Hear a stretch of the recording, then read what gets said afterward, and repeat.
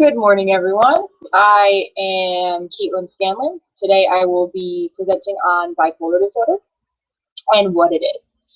I chose this project because I have a student who has bipolar disorder and I wanted to learn more about it.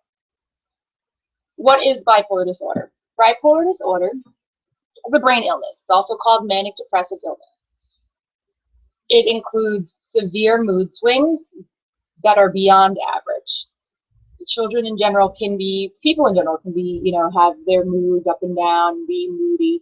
But when they are severe, they are called severe mood swings.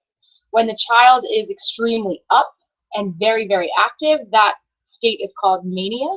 And when the child is down and less active, that state is called depression. It can affect anyone, but it develops mostly in early teenage years.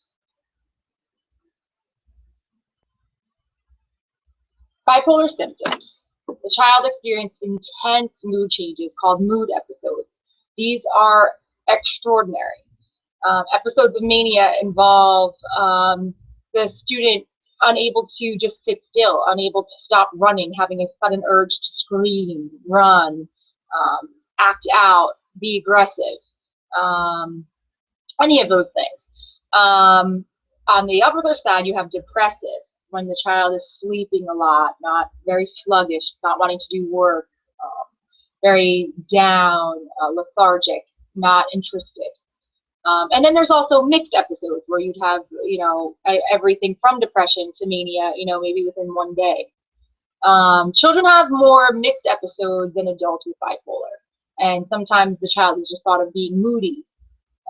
But when it is severe, that is when bipolar is present. Episodes can last all day for several days, or they can even last for weeks. Some more symptoms. These are very unique symptoms in and of themselves. Children with bipolar disorder often don't relate to students their age as well as they do with adults. They relate and have conversations. I know this child I was speaking about has, was more driven to have a conversation with the lunch aides or the teacher as opposed to his own peers. Many bipolar students, they swing more towards mania or depression. So this child was more manic a lot. He was not very depressed, but very, always the center of attention, very driven to, find meaningful things to do, very, very chatty, couldn't stop talking, exhausted the room, exhausted everyone, just absolute mania. But usually bipolar has swings in one direction more than the other. Some children with bipolar disorder, they obsess over death and dying. They, they'll draw things, they'll talk about it matter-of-factly. There's a great interest about death, what it means, dying, and that can be very scary for anyone, like a child, to be thinking about something like that. So that's obviously a unique sign in bipolar. But again, bipolar disorder, people with adults, even adults with bipolar disorder are extremely creative. There's a lot of celebrities that have bipolar disorder. They can be extremely creative and excel in certain areas. In the arts, and drawing, and producing, very, very talented in these creative areas and excel in these areas. Once a child is diagnosed with bipolar, the child is eligible for accommodations in the academic environment. The child will most likely be medicated and receive therapy, which are codependent. The therapy needs to exist with the medication, and the medication needs to exist with the therapy. At the very least, therapy is usually the first point of therapy, and medication when necessary. But they do not work alone, they work together. The child will then be protected by two federal laws, the Section 504 of the Rehabilitation Act, 1973, and the Individuals with Disability Education Act, or the IDEA. Bipolar in the home. Bipolar in the home can bring great stress. Managing mood swings is very challenging. Rules are often tested and challenged. It is important to keep the stress level in the stress level down in the home, and this is true probably in any home, but it's obviously more challenging with a child with bipolar. But always go to a doctor for guidance in healthcare in order to see if the diagnosis is in fact bipolar, and for guidance. Bipolar in the classroom, what does it look like? Well, bipolar students can be very gifted. They have difficulty making transitions. They have extreme difficulty organizing, breaking down complex tasks. Some come to school without book bags or anything to even write on. Risky behavior, very risky behavior, hurting themselves, hurting other people at times. Walking on ledges of, just risky behavior in general. No forethought is really kind of how you can sum that up. There's a disconnect between students with bipolar and reasoning. Some people say that you can't reason with a child with bipolar. They aren't able to foresee consequences, so they kind of just live without thinking beforehand. They have extreme defiance of authority. That one student I spoke of would speak throughout my entire class in a manic state, and didn't have a care in the world about how his peers felt about it, how the teacher would feel about it, and it was just part of just the classroom environment. He acts as if he knows more than the teacher. I experienced this myself. 6 + 4 is 10, and they'll say no, it's 11, and with conviction tell you that. They're actually bipolar students, not all, of course. I'm just speaking about my experience. They can be very irritable. They do not complete tasks, and they're easily distracted. Extremely distracted.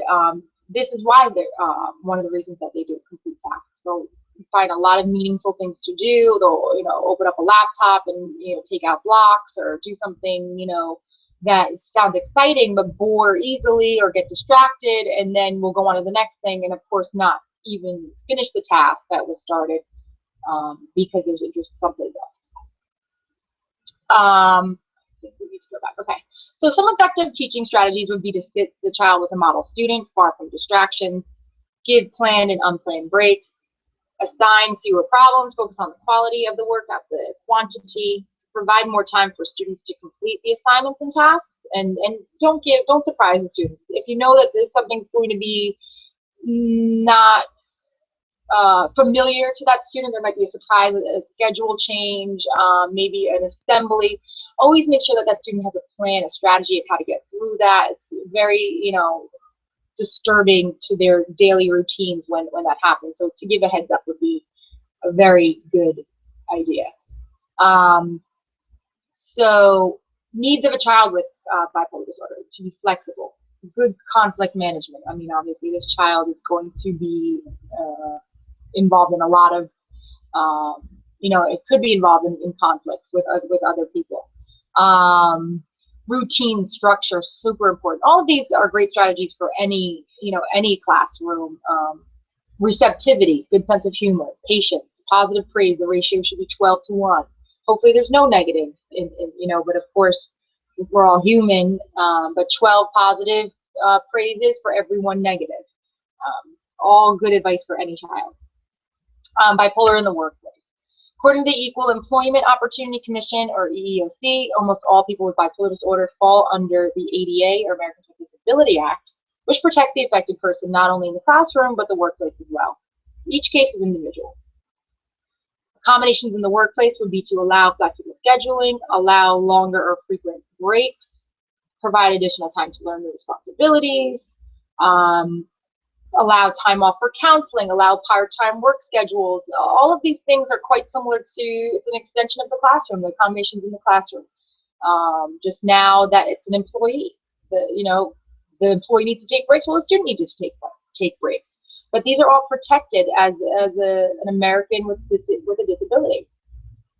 In conclusion, bipolar, similarly to any disability, is one that outwardly affects everyone. It's not just affecting the child, him or herself. It's the responsibility of the educators, school administrators, workplace administrators to make sure that the disabled person is provided accommodations for an equal opportunity, both in the classroom as well moving forward into the workplace. So I really learned a lot.